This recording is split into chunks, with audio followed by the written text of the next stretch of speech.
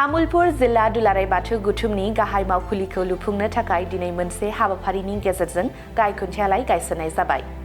मसुलपुर जिल्ला बेंगिरि मावखुलिनि साखाथि खलबारि गेरुवायाव बे गाहाय मावखुलिखौ लुफुंनो थाखाय तामुलपुर बियाबनि एमएलए जलेन दैमारिया बे गाहाय खुन्थियालायखौ गायसननानै होयो। बिटिआरनि गाहाय खुंगिरि प्रमद बर'नि अननायाव मोननो हानाय दुलाराय बाथौ गौथुमनि मावखुलिखौ 60 लाख रांनि बाजेटजों लुफुंनाय जागोन होनना मिथिहोदों तामुलपुर जिल्ला दुलाराय बाथौ गौथुमनि गाहाय नेहाथारि धनेश्वर बसुमतारिया। गोबाव सम लुफुंनो हायै बे मावखुलिखौ गायसनना होनायनि थाखाय गाहाय खुंगिरि प्रमद बर'खौ साबायखर बावदों। दिनैनि बे गाहाय खुन्थिया गायसननाय हाबाफारियाव बाहागो लायो तामुलपुर जिल्ला दुलाराय बाथौ गौथुमनि लोगो आफादगिरि अर्गेश्वर बसुमतारि, लोगो आफादगिरि हिरेन्द्र कुमार नार्जारी, गाहाय नेहाथारि धनेश्वर बसुमतारि, तामुलपुर जिल्ला इउपिपिएल दोलोनि गोबां बिबानगिरि, माइनाव आफाद आरो गोबां रायजो राजाफोरा। जय बोराइ बाथौनि गिबियावनो गासैबो निउज पर्टेल नायगिरि गासै बाथौ सिबियारि रायजो राजाफोरनिसिम आंनि अननाय सिबिनाय खुलुमनायखौ बावहरग्रोनाय जाबाय।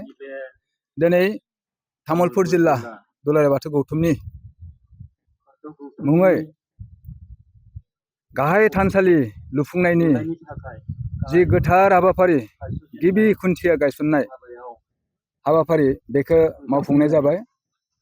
दिनै तामुलपुर जिल्लानि डिसि अफिसनि साखाथियाव थानाय खलबारि थुरिबारिनि गेरुवानि साखाथियाव थानाय जि जिल्लानि हा बेयावनो जोंनि जि गाहाय मावखुलि बे गाहाय मावखुलिनि जि लुफुंनाय हाबाफारि दिनैनिफ्राय जागायजेनसिगोन।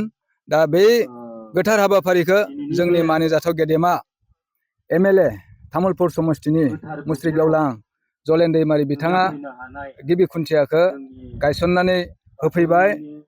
बिथाङा बाला सिमेन्ट अन्थाइनि कनक्रिटखौ बिथांनि आखाइजों गिबियै होबाय आरो बे खाबुखौ मोनदों जोङो मानिजाथाव खुंथाइ गोहोआव थानाय बिटिआरनि गेदेमा चिफ प्रमद बर' बिथांनि अननायाव जोङो नैबे आरसिसि न'नि जि 60 लाख रां बे रांखौ जोङो मोननो खाबु मोनदों आरो बे हिसाबैनो तामुलपुर जिल्लानि जि गाहाय मावखुलि बे गाहाय मावखुलिया खम समनि गेजेरावनो लुफुंजागोन होननानै आङो मिजिंथियो आरो जोङो बे गाहाय मावखुलियावनो गासै बाथौ सिबियारिफ्रा ज' जानानै बाथौनि मोनफ्रोमबो इसिङारि बाथ्रा खोथाफोरखौ सावरायनाय, धोरोमनि बाथ्राखौ सावरायनाय, मोनफ्रोमबो जि धोरोमनि जि मावनां खामानि बेयावनो जोङो जिल्ला गौथुमनि गासै बिबानगिरि गासै मिरुनि बिबानगिरि ज' जानानै जोङो सावरायनायनि मोनसे खाबु मोनगोन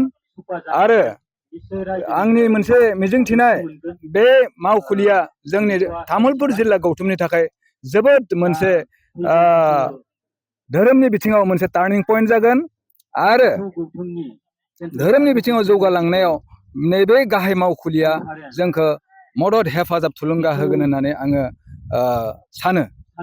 जोबोद गोजोननाय मोनदों गावखौनो जोङो बयबो खाफाल गोनां होननानै सानदों। मानो होनना बुङोब्ला तामुलपुर जिल्ला दुलाराय बाथौ गौथुमा 5 बोसोर जानो थांगासिनो दङ। नै फैगोन नैबे 2025 मार्चआव जोंहा 5 बोसोर जागोन। जों 5 बोसोरनि मादावनो जोंनि गेदेमाफोरनि अननायाव, जोंहा चिफ सारनि अननायाव, जोंहा गेदेमा बोसोनगिरिफोरनि अननायाव जोङो नैबे थावनियाव गोथार थावनियाव जोङो जोंनि जि मावफुंनो लानाय खामानि बेखौ मावफुंनो हागोन होननानै जों मिजिंथियो।